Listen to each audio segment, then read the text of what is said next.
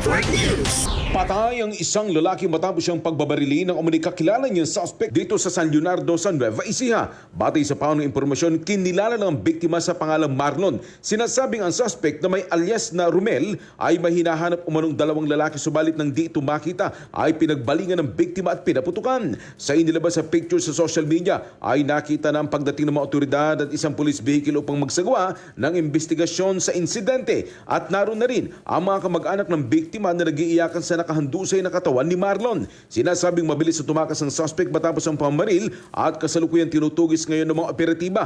Patuloy pang inaalam ng mga investigador ang motibo sa krimen at ang pagkakakilanlan ng suspect upang agad itong maaresto. Hindi pa naglalabas ng karagdagang detalye ang pulisya hinggil sa insidente habang nagpapatuloy ang investigasyon.